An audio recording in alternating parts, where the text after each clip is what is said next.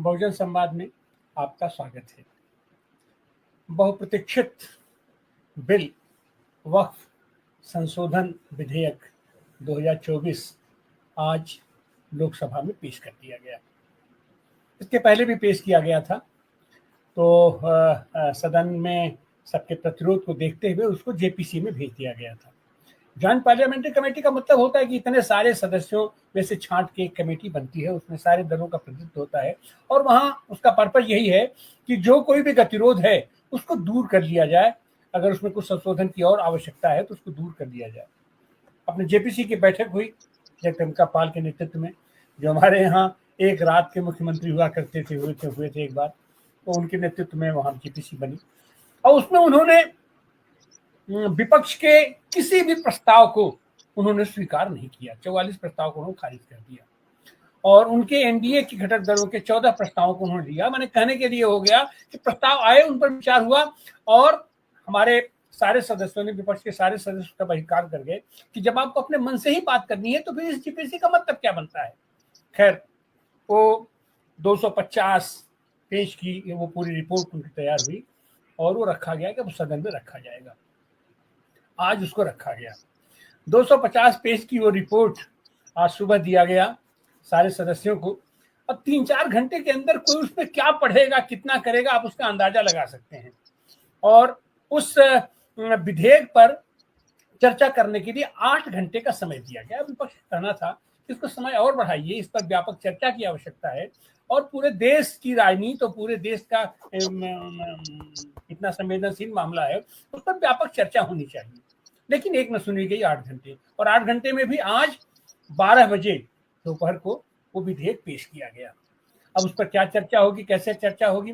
तो पहली बात तो यह है कि इस विधेयक को इतने आनन फानन में पेश करने की जरूरत क्या थी। और आज 2 तारीख को भी आप सोच लीजिए कि 2 अप्रैल को यह विधेयक पेश हो रहा है। क्यों पेश हो रहा है?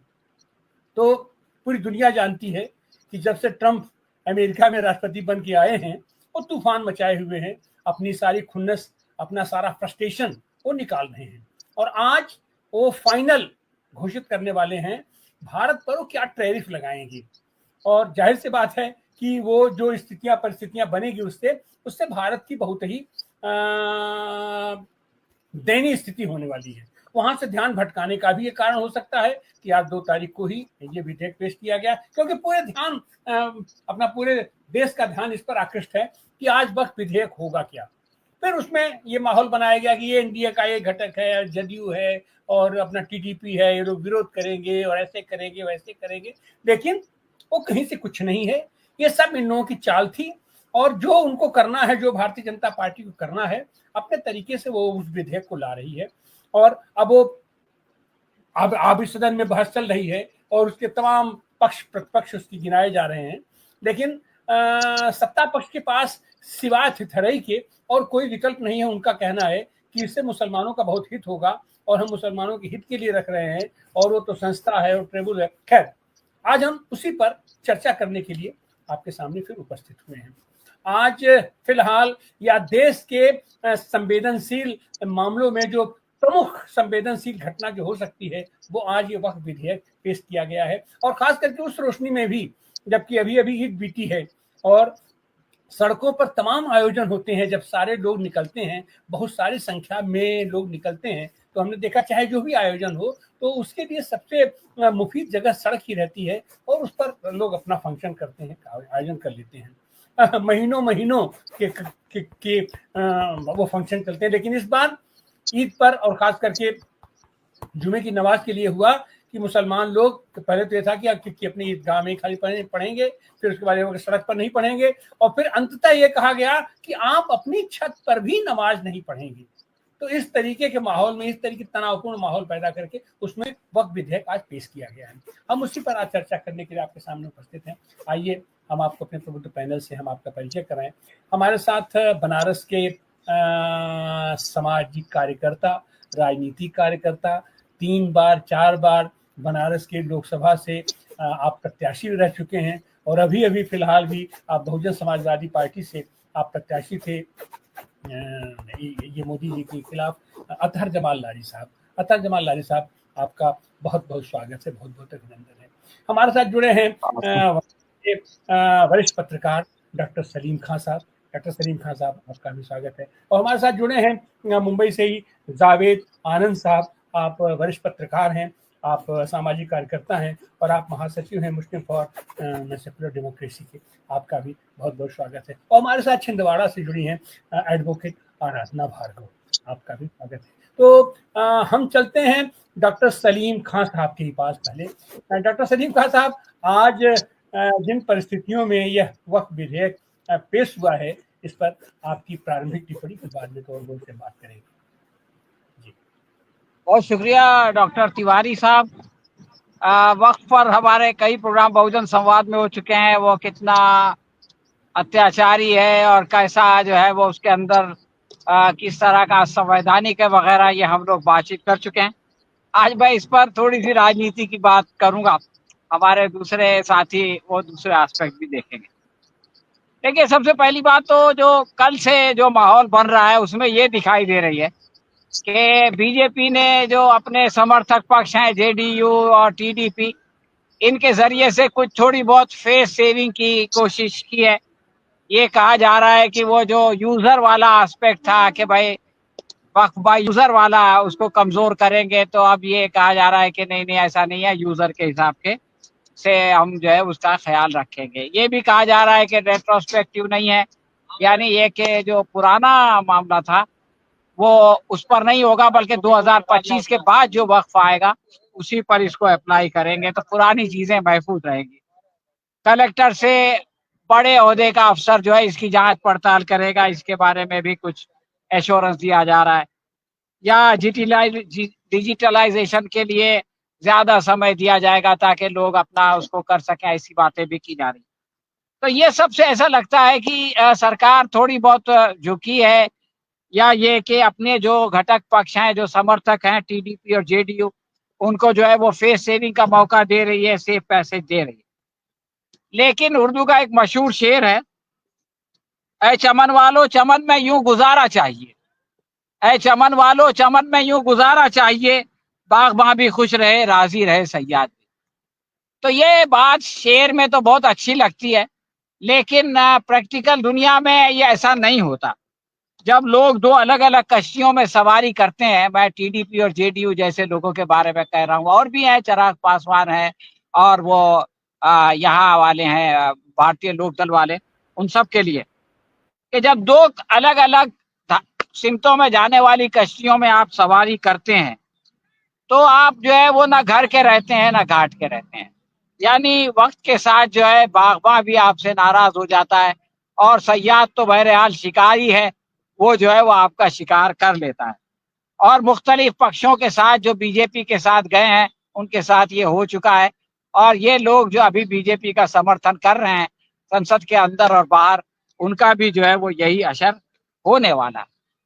यहाँ पर मैं आपको इसका जो पाखंड है भाजपा का, उसकी तरफ भी आपका ध्यान आकर्षित करना चाहते हैं। देखिए, इनका ये कहना है कि भाई मुस्लिम वक्फ बोर्ड में भी जो है वो गैर मुस्लिमों को होना चाहिए। तो ये बात तो सही है कि अगर मुसलमान है तो गैर मुस्लिम भी हो, इसलिए कि इंसाफ पसंद गैर मुस्लिम भी दुनिया में है और जो है वो ना इंसाफी करने वाला मुसलमान भी दुनिया में है। तो थियोरेटिकली ये बात बहुत सही है, लेकिन वक्फ बोर्ड के अंदर मुसलमानों के साथ गैर मुस्लिमों को लाने वाली बीजेपी एक भी आदमी को, मुसलमान को टिकट नहीं देती। उसके पास एक भी बीजेपी एमएलए नहीं है, उसके पास एक भी बीजेपी एमपी नहीं है। वो राज्यसभा में किसी को नॉमिनेट करके मंत्री बना सकती है तो वो उसकी भी शायद चिंता नहीं करती। तो आखिर वक्फ बोर्ड में आप चाहते हैं कि मुसलमानों के साथ गैर मुस्लिम हो, तो फिर मंत्रिमंडल में गैर मुस्लिमों के साथ मुसलमान क्यों ना हो? और जो है वो आपके असेंबली में, पार्लियामेंट में, हर जगह तो आप मुसलमानों को किनारे कर रहे हैं और वक्फ बोर्ड में आना चाहते हैं। अच्छा, एक और पाखंड में बताता हूँ। ये लोग कहते हैं कि साहब वक्फ बोर्ड का जो इंतजाम है वो गैर मुस्लिमों को भी करना चाहिए। बिल्कुल सही बात है, लेकिन ये कहते हैं कि गैर मुस्लिम जो है वक्फ बोर्ड को दान नहीं दे सकता। ये अजीब बात है। अरे भाई, अगर उसने वो दान देना चाहता है, उसको कोई काम अच्छा लगता है वक्फ बोर्ड के तहत होने वाला, वो उसके लिए अपना पैसा देना चाहता है, आप कौन होते हैं उसको रोकने वाले? तो ये उसमें भी ये शर्त लगाई है इन्होंने कि वो उसका मुसलमान होना जरूरी है और कम से कम 5 साल तक मुसलमान होना जरूरी है। ये अजीब बात है कि अगर कोई आदमी 5 दिन पहले मुसलमान हो गया और उसने अपना कोई चीज वक्फ कर दिया तो सरकार बोलती है कि नहीं नहीं वो वक्फ बोर्ड को नहीं मिलेगा। अब वो बेचारे को क्या कसूर है? मुसलमान होने के बाद वो पहले दिन जो चाहे दान दे, बल्कि मुसलमान होना जरूरी नहीं। ये जो अंबानी का बंगला है जहां बना है, ये वक्फ की प्रॉपर्टी है और ये जो है एक यतीम खाना था जो मुसलमान चलाते थे और एक हिंदू राजा ने, इंदौर के हिंदू राजा ने वो जो है वो दान दिया था। तो ये तो भारत की परंपरा है कि यहाँ पर दान देने वाला जो है वो काम को देख के देता है, इंसान को देख के नहीं देता। अब ये बीजेपी उसमें भी अपना पंगा डालना चाहती है, उसके अंदर भी बोलती है कि तुम जो है दान दे सकते हो, तुम दान नहीं दे सकते हो, हालांकि इसका इनको कोई हक नहीं है। अब आप देखिए कि राम मंदिर का मामला, राम मंदिर के ट्रस्टी जो है वो वहां का कलेक्टर होगा, तो कलेक्टर होगा तो उसमें आगे ये लिखा है कि लेकिन अगर वो मुसलमान होगा तो वो नहीं हो सकता, तो फिर उसका नायब होगा। तो राम मंदिर का ट्रस्टी तो मुसलमान नहीं हो सकता, लेकिन वक्फ बोर्ड का जो है वो सदर यानी जो है वो उसका अध्यक्ष, वो जो है वो गैर मुस्लिम हो सकता है। तो ये जो कुछ ये लोग कर रहे हैं ये इतना मतलब शर्मनाक है कि किसी भी आदमी को ऐसा करते हुए शर्म आती है कि यार लोग क्या सोचेंगे, लेकिन इनको जो है वो शर्म नहीं आती। गालिब का जो शेर है ना कि पहले आती थी हाले दिल पे हंसी, अब किसी बात पर नहीं आती।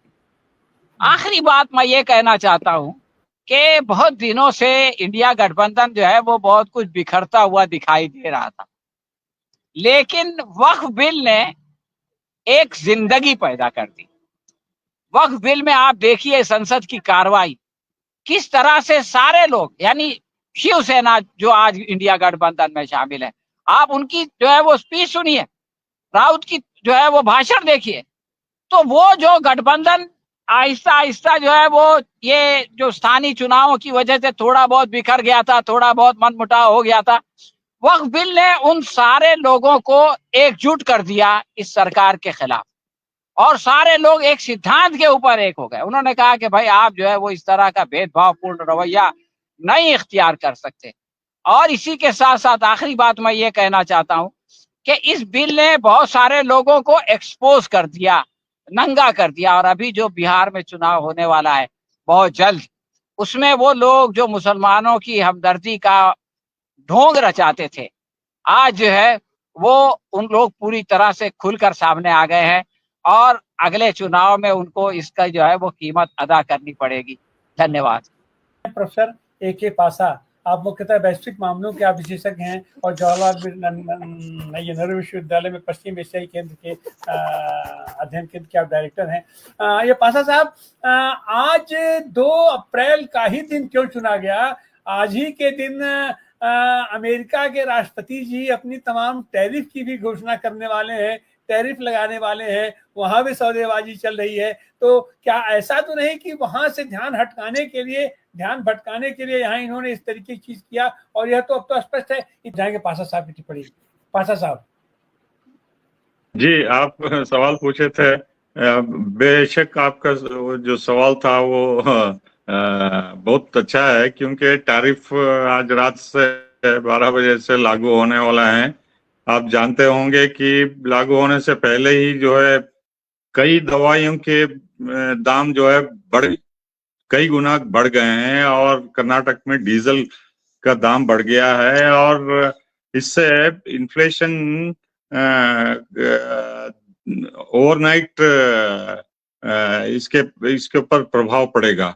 और जो लोग बचत करते थे 8-10% अपने सैलरीज में वगैरह सब, वो पूरा रात मिडनाइट नॉकआउट में चला जाएगा और महंगाई धीरे धीरे बढ़ेगी। और ये जो अमेरिका कर रहा है सिर्फ भारत से ही नहीं कर रहा है, पूरी दुनिया से टैरिफ की जंग लड़ रहा है और अपना रिसेशन, अपना इकोनॉमिक प्रॉब्लम्स पूरी दुनिया को एक्सपोर्ट कर रहा है, क्योंकि वहां की आर्थिक स्थिति इतनी खराब हो चुकी है, वो इतने कर्ज में डूबे हुए हैं, 40 ट्रिलियन ट्रिलियन डॉलर्स का उनका पास खर्चा है और 1 ट्रिलियन सिर्फ सूद में वो अदा करते हैं हर साल में। तो वहाँ की आर्थिक स्थिति ही की वजह से डोनाल्ड ट्रंप पूरी दुनिया को जो एक्सपोर्ट इंपोर्ट करते थे उस पे ये मुतासिर होंगे। लेकिन वक्फ बिल के सिलसिले में कुछ चंद चीजें मैं जल्दी से बता देना चाहता हूँ। सिर्फ ये बिल से पूरे भारत में अब तनाव बढ़ेगा और कुछ नहीं। और दूसरी तरफ जो भी जमीन वक्फ की है जो मुसलमानों के हाथ में है वो धीरे धीरे ऐसे लोगों के पास जो गवर्नमेंट चाहती है या खुद गवर्नमेंट भी उसको कब्जा करना चाहती है। और उसके तहत एक के बाद मस्जिद मदरसे और जो भी मकबरे हैं उसको डिमोलिश करेंगे, बुलडोज करेंगे और अपने कब्जे में लेके अपने दोस्तों को देंगे। और इसके गंभीर नताइज होंगे कम्युनल पोलराइजेशन में। और जैसे जैसे यहाँ कम्युनल पोलराइजेशन होगा हमारे रिलेशंस पे इसका काफी असर होगा। आप जानते हैं कि जब बीजेपी की स्पोक्स पर्सन नीलोफर सॉरी उनका नाम भूल रहा हूं मैं, नुपुर शर्मा जब स्टेटमेंट दिया तो कतार इतना कड़ा रवैया किया कि वो धमकी दिया कि हम गैस की सप्लाई बंद कर देंगे इंडिया को। तो रातें रात भारत को उनको हटाना पड़ा और प्रधानमंत्री कतार के अमीर को पर्सनली आउट ऑफ प्रोटोकॉल जाके उनको रिसीव करना पड़ा। तो अगर दूसरे मुस्लिम देश या जो भी गैस और ऑयल सप्लाई करते हैं अगर यहाँ तनाव बढ़ता है और यहाँ प्रॉब्लम्स होते हैं तो हमारे फॉरेन रिलेशंस पे भी OIC मेंबर्स पे भी काफी असर होगा लॉन्ग टर्म में। क्योंकि जिस तरीके से ये ग्रैब करेंगे वक्फ लैंड जो कि पूरी दुनिया में भारत एक वाहिद देश ऐसा है जिसमें सबसे ज्यादा वक्फ लैंड है वक्फ के कंट्रोल में। तो सिर्फ मुसलमानों को ही नहीं होगा, पूरे इस्लामिक देशों में भी ये मसला उठेगा जैसा कश्मीर लगातार उठाते आ रहे हैं। तो ये एक और उनको हैंडल मिल जाएगा। मुस्लिम देश जो हमारे दुश्मन है चाहे वो टर्की हो, पाकिस्तान हो या जॉर्डन हो या कोई अन्य देश हो। तो जितनी मेहनत से हम उन देशों के साथ हम अच्छे ताल्लुकात बनाने की कोशिश कर रहे हैं, खासतौर पर प्रधानमंत्री को जो अवार्ड्स दे के बायलैटरल रिलेशन अच्छा करेंगे उस पर भी असर होगा जरूर। लेकिन मेरा मानना है कि ये पूरा मुद्दा जो है पीसफुल तरीके से हमें हैंडल करना होगा और जुडिशियरी का हेल्प लेना होगा। क्योंकि अभी जो भी होता है सिर्फ जुडिशियरी ही लोअर लेवल हो या सुप्रीम कोर्ट हो वो सुनाई देंगे इस प्रोविजंस के खिलाफ। ये हमको मान के नहीं चलना होगा कि जो भी एग्जीक्यूटिव चाहता है वही मनमानी होगी। रिव्यू भी प्रोसेस बहुत महत्वपूर्ण है इंडिया में। और फाइनली मैं ये कहना चाहता हूँ कि लोग बारीकी से देख रहे हैं हर एक कदम जो मोदी सरकार या बीजेपी सरकार या RSS के साथ मिलके जो माइनॉरिटीज के खिलाफ कर रहे हैं। सिर्फ यही नहीं इलेक्शंस पे भी इसका काफी आगे चल के नेगेटिव इम्पैक्ट होगा, सिर्फ बीजेपी के लिए ही नहीं और उनके सपोर्टर्स चाहे वो TDP हो या नीतीश कुमार हो या अन्य सपोर्टर्स हों जो इसमें शामिल होंगे जब ये वोटिंग को डाला जाएगा। आप जानते होंगे कि अभी हाल में अमेरिका की बाईपार्टिसन कमीशन, रिलीजियस फ्रीडम कमीशन, उसमें पहली बार उन्होंने बीजेपी का नाम लिया है। उन्होंने कहा है कि बीजेपी पिछले पार्लियामेंट्री इलेक्शंस में इतना जहर उगाला मुसलमानों के खिलाफ, माइनॉरिटीज के खिलाफ, जिसकी वजह से उस कमेटी ने अमेरिका के प्रेसिडेंट को सैंक्शंस थोपने का सलाह दिया है। और रॉ एजेंट जो करे हैं पन्नून के मर्डर केस में भी लेके रॉ के ऊपर भी सैंक्शंस थोपने के लिए सलाह दिया है। तो जिस तरीके से 4 दिन से टैरिफ पे बात हो रही थी दिल्ली में जिसमें कोई निर्णय पे ऑफिशियल्स ब्यूरोक्रेट्स, टॉप पीपल जो इन्वॉल्व थे वो सहमत नहीं थे, इसलिए कि वो जानते थे कि भारत की आर्थिक स्थिति पे ये टैरिफ से क्या होगा।